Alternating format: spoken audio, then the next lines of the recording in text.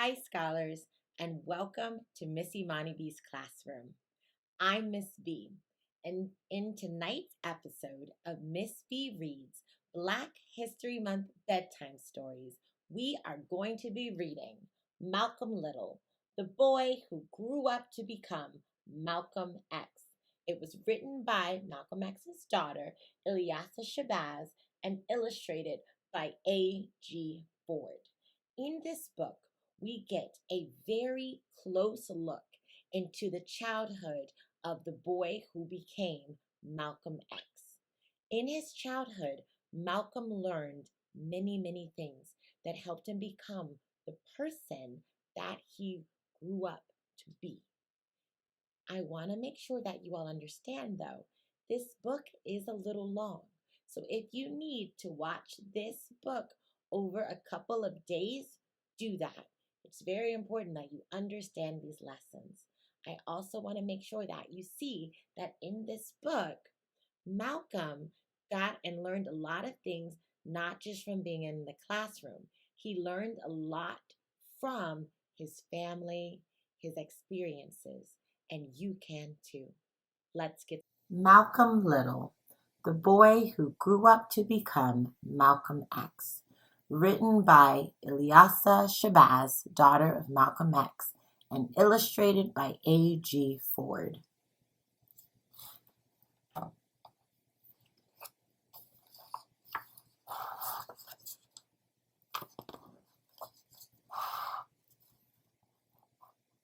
Malcolm X was one of the most influential men in American history. But before he became Malcolm X, he was Malcolm Little. Malcolm was born on May 19, 1925, in the small Midwestern town of Omaha, Nebraska. He was born into a tight-knit family with parents who not only encouraged his natural curiosity as a boy, but also taught him lessons about discipline, fortitude, and self-determination. Malcolm's father was Earl Little, but there was nothing little about him. Papa Earl was a strong, broad, and towering man. His smooth, dark skin was as beautiful as the midnight sky. His voice resounded like gentle thunder whenever he spoke. His protection and guidance stretched up and around his family like the great live oak trees in his home state of Georgia. Malcolm's mother was Louise Norton. Louise was born in the island country of Grenada, West Indies. It was a place known as the Spice Island, where the sweet smell of nutmeg and cocoa swirled together in the tropical air. Louise was a bright student who excelled at reading and math. She began asking questions at an early age about the mistreatment of people of color in her hometown. After Louise graduated from school, she left for Montreal, Canada, to join her uncle Edgerton, who was a co-founder of the Marcus Garvey movement. Followers of Garvey believed that all humans are created equal. In Montreal, Louise met the giant gentleman named Earl Little. Both of them had traveled to Montreal, focused on joining the struggle for freedom and justice. Earl and Louise were soon married. The happy couple moved to the rural Midwest and soon became the parents of 7 children: Wilfred, Hilda, Filbert, Malcolm, Reginald, Yvonne, and Wesley. Earl and Louise cherished their family and instilled in their children values of faith in God and self-love, of honesty and integrity, and of brotherhood and equality. The little children were happy and romped endlessly around the little home and land in Omaha, Nebraska. Malcolm was the middle child, and, well, Malcolm was different. He was full of questions, a natural leader, and a fun-loving prankster. And along with his brothers and sisters, he was always up to something. When Malcolm was 4 years old, something horrifying happened that he would never forget. One night, while the Little family was sound asleep and the percussive hiss hum of the cricket song whistled quietly in the darkness, the loud crackle of a blazing fire awakened them. Terror clutched Malcolm's heart as he realized the blaze was consuming their home. Fortunately, Malcolm and his family escaped the raging inferno, and they watched in disbelief as their beloved home burned to the ground. They would later learn that the flames had been set by townspeople who disagreed with their family's belief about universal equality and justice. The fire was a sad sign of ignorance and intolerance. But nothing would stop Earl and Louise Little from moving forward.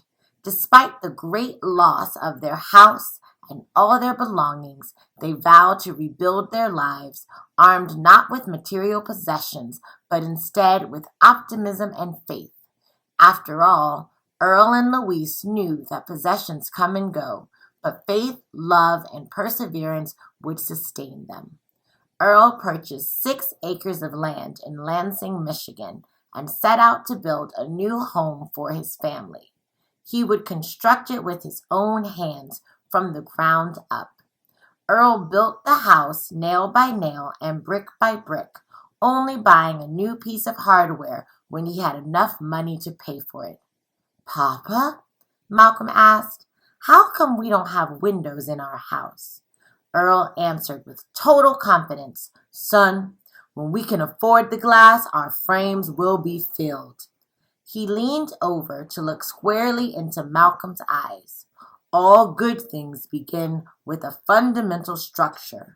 From that moment on, whenever Malcolm felt the wind blow through those empty window frames, instead of wondering when the glass would come, he would think of his father's unstoppable optimism and faith. Malcolm's father would preach about faith, self-reliance, and hard work to throngs of people gathered at local churches and assemblies. The grown-ups in the audiences listened intently, their eyes fixed on Earl, their ears on his words, and their souls on his message. With arms raised high and eyes piercing with sincerity, Earl Little stirred the deepest parts of their beings. Malcolm felt the electricity in the room as the dignity and self-respect of those in attendance would steadily rise. The meetings were charged with the group's collective desire to create their own opportunities and to lead better lives. Malcolm's father reminded them that they were not merely the descendants of slaves, but that their African ancestors built some of the greatest civilizations ever recorded in history, and that they, too, could stand together to build a bright future for their children. These were lessons in hope and self-determination that Malcolm would grow to love. Malcolm sat with rapt attention as his father's uplifting messages proclaimed freedom, justice, and equality for all. Just as Malcolm found inspiration from his father's speeches at church, he learned some unexpected lessons from his mother's garden at home. For Malcolm, the Enchanted Garden of Louise Little was an entire world of its own, where even the most sluggish of ladybugs and the fastest scurrying ants were all equally treated like esteemed and welcome guests at a family Sunday brunch. Here, savvy spiders busily crocheted their delicate webs along the foliage, allowing the strong Midwestern sunshine to cast pretty patterned shadows on the soft earth below. Geraniums dotted the field in the distance with peppy pops of pink and purple as the crisp blue sky and lush green field connected somewhere far out in the horizon. In this sacred garden, Beetles hustled about like harried businessmen on their way to important meetings, while snails lolled leisurely as if they were on some kind of half-speed permanent vacation. Here, Louise taught her children to love every living creature equally, large or small, pretty or ugly, busy or still, fast or slow, insect or plant. The garden was a testament to true and unconditional brotherhood from the earth on up to the sky, a daily lesson in acceptance and equality. Each living creature had a story, a purpose, a reason for being, and a beauty of its own. Through the majestic trees in the garden, Malcolm would also learn about the importance of roots, nature's anchors, the base of every living creature, and through the outspread wings of the chirping birds above, he began to see the power of possibility.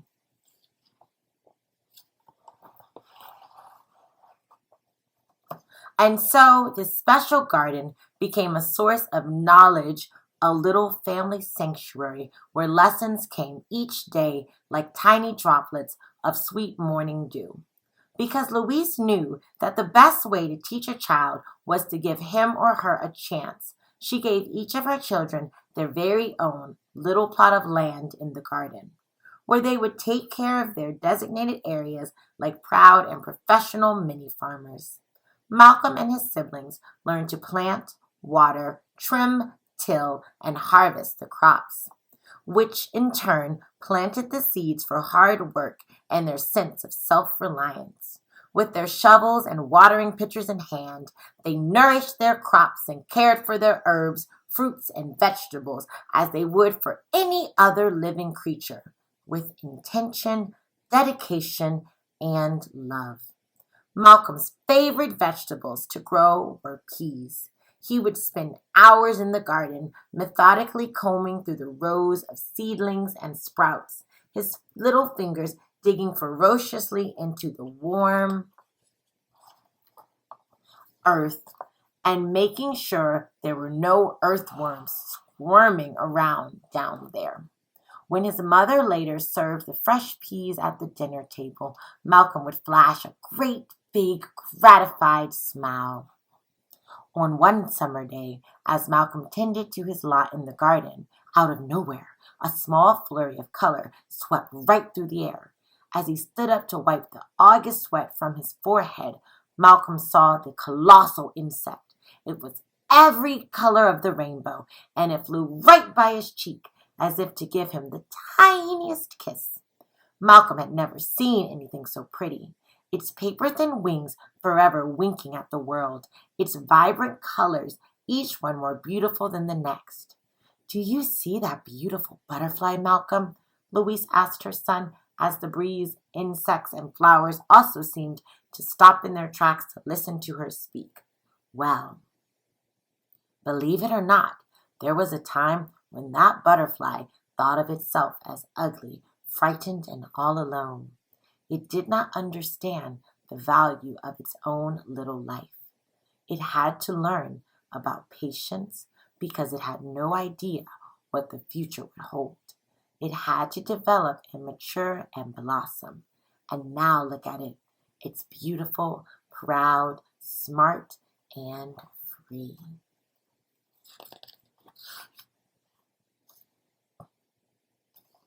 Louise found the time to instill lessons of good morals and values, even while she was ironing, washing, cooking, and fussing over all 7 of her children. While folding fresh laundry, Louise would also unfold a newspaper from another country for her children to read, a window into the world and a way to connect with the rest of humanity, brothers and sisters all across the globe. Even though the children went to school, she knew that the best education they would receive would begin at home, and that information was one of the greatest gifts she could give to them. She could bake biscuits while discussing philosophy, sweep the floor while reciting poetry, and teach math while pruning the garden. With one hand, she would tend to the linens, and in the other hand, she would hold an open book. And Malcolm, His siblings would listen on as she enthusiastically taught them one of the alphabets of the 5 different languages that she spoke fluently. Malcolm especially loved the sounds of the letters in French and hearing the elegant intonation of the sumptuous language, words that to him always sounded like they were somehow dressed up. But most of all, these lessons in language taught young Malcolm that there was a whole wide world far beyond his noisy chickens and green peas. You see, Louise Little knew the real truth about words. She knew that they were more than just a jumble of letters all lined up in perfect rows. She showed him the magic within words. She knew that each word was actually a powerful building block, a tiny gift of meaning that could bring ideas to life. She taught young Malcolm how to appreciate the dictionary and exposed him to the world of books. In each volume, ideas and inspiration mingled like the savory flavors in a Spice Island stew that Malcolm couldn't wait to taste. Louise knew that words had the power to move people, to make them laugh, cry, feel, and think. But most important, she knew that the more words you learned, the better you could communicate, and the more in life you could create.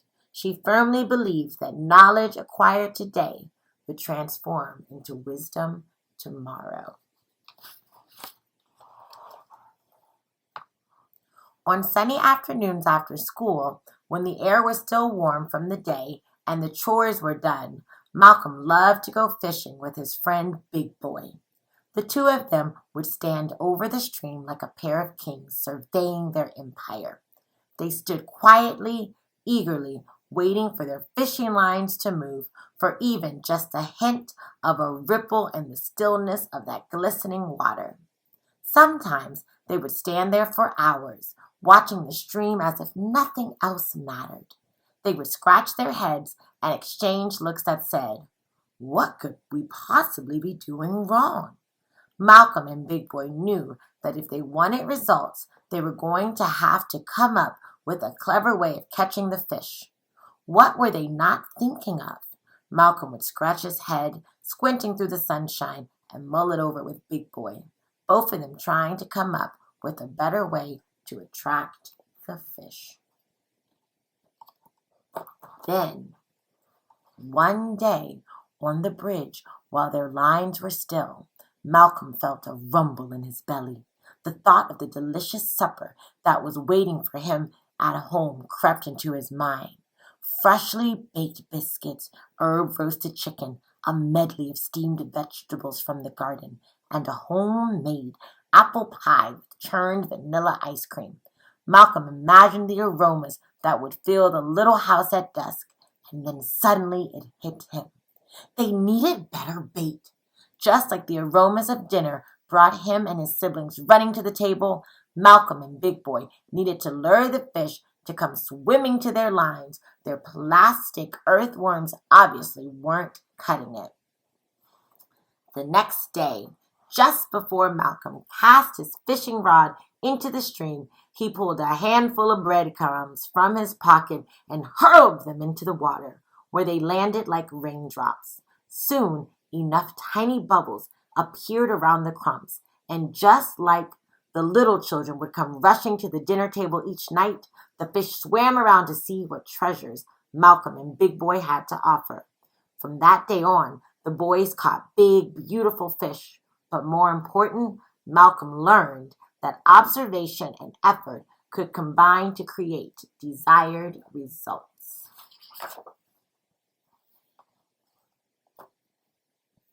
But the innocent world of magical gardens and carefree fishing would be short-lived, and Malcolm's life would change forever. The young boy, who until now had learned so much from his parents, lost his father Earl to the brute force of racism and the narrow-mindedness of Ku Klux Klan members and their brethren in the Black Legion. They disagreed with Earl and Louise's beliefs in equality, and apparently they also disagreed with Earl's right to live in a free society. In fact, they did not seem to think that he had a right to live at all. And it quickly became clear that the hate and fury that was behind the fire that burned the little house down many years ago was now back again. Only this time, the hate was so strong it took Earl Little away from his family forever.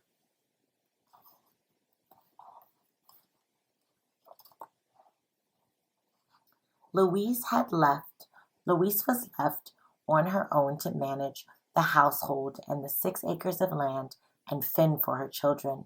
She sewed, crocheted, and rented out garden space on her land. The oldest 2 children, Wilfred and Hilda, set out to help their mother with raising the younger siblings and keeping the little family close and intact. It was the era of the Great Depression, and times got harder and harder. Soon, local officials began to assert that Louise was no longer fit to care for her children, and they threatened to take away the family land. The proud, loving mother on whom the children depended was now being taken from them for reasons that no one dared to explain. When it rains, it pours, Malcolm once heard his mother say. Now he understood exactly what she meant. When Louise was taken away, the little children became wards of the state. All of the brothers and sisters were separated. Fortunately, Earl and Louise's good friends welcomed the children with open arms. Without his parents' guidance, Malcolm became disobedient and required the structure of a reform school. But due to his academic adeptness, he was eventually enrolled in Mason Junior High School. When he arrived, he was the only student of color. Malcolm felt like a fish out of water. His brothers and sisters were gone. He missed the sound of his mother's voice. He longed for the passionate speeches his father gave about the teachings of Marcus Garvey. He yearned to hear the gifted orator inspire people to care about history, justice, and equal rights for all mankind. As the only African American student in his new school, Malcolm would have to blaze his own path toward discovering the remaining truths of his own identity. Malcolm tried to cheer himself up. He would conjure up the sweet and satisfying crunch of his mother's oatmeal cookies after a long day at school, and the frenetic clucking of the chickens the Little family raised and sold, which always sounded like they were arguing. Now the memory of their squabbling provided music to his ears. He thought of how funny Big Boy looked with his pant legs rolled up, sweat pouring down his cheeks like his own private rain shower. Malcolm desperately missed the lively world of laughter and love that he had grown up in. He thought of his siblings, Wilfred, Hilda, Filbert, Reginald, Yvonne, Wesley, and his newest brother, Robert, the only other people in the world who must have felt exactly as he did. Malcolm wondered if they went to bed each night longing for the same thing that kept him awake, wanting to be together as a family again. Sad, lonely, and confused, the beautiful colors of life he once knew flattened into an uninspiring shade of muted gray. The grief was stifling, and nothing seemed to help. Malcolm was broken.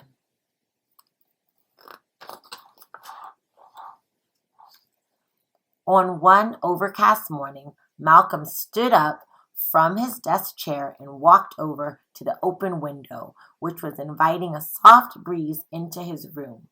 He closed his eyes and took a deep breath, and when he opened his eyes again, he saw something that he would never forget.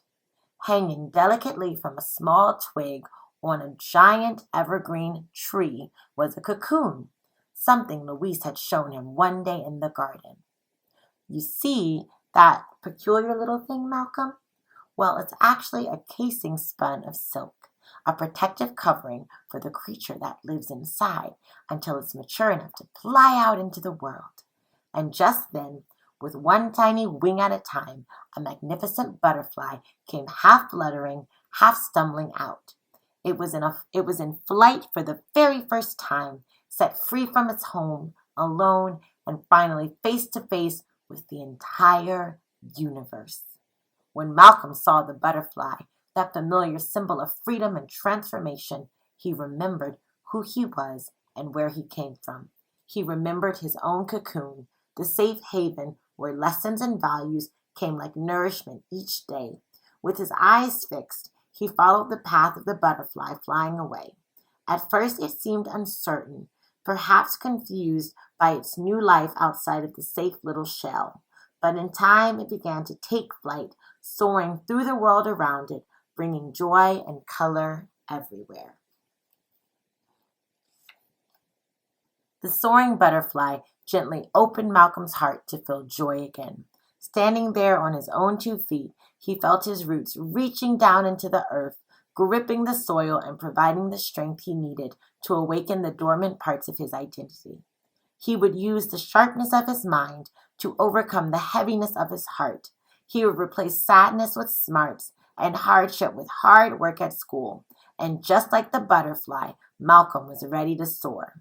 But his resolve would soon be tested. One morning, the English teacher, Mr. Ostrowski, asked him what he wanted to be when he grew up. Malcolm, who was sitting straight up in his chair, proudly announced that he wanted to be a lawyer. His grades were certainly high enough to set him on this path, but his teacher did not believe that African Americans should have high expectations for themselves or aspire to excel. He did not believe that people like Malcolm should dream, hope, plan, or succeed. But Malcolm was now old enough to understand that Mr. Ostrowski was terribly wrong. And just as nothing had ever stopped Earl, Malcolm learned how to rise up with that same bold determination that made his father a family hero. He had good ideas and good friends at school, and the can-do attitude to make something of that promising combination. Whenever Malcolm would tell a story or a joke, the kids would all gather around, their eyes fixed on the charismatic boy who was clearly different from them, but someone whom they adored and respected just the same. The little boy who had lost so much was now ready to face the world. And then, one day, something extraordinary happened. Malcolm Little, the boy who was raised on the vision of freedom and justice, was elected class president by the students in his 7th grade class. When they looked at Malcolm, they no longer saw a mournful child lost in the world. Now they saw a smart, insightful, charming winner. They voted for a leader who believed in equality and who radiated optimism. Their open-mindedness symbolized hope for generations to come. Malcolm may have lost his family, but he never lost the values for which the little family stood. And for the rest of his life, whenever doubt, sadness, fear, or pain would come creeping into his thoughts, he would firmly hold on to one constant force that always gave true meaning to his family life: love.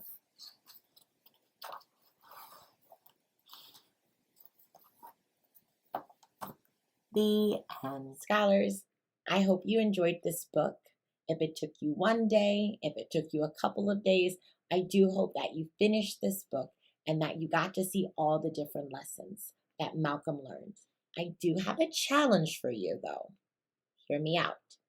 I want you to try to look up Malcolm X because there's a lot of different narratives and stories about him. But I want you to look him up, and I want you to see the great man that he was. But I want you to look him up, and I want you to learn.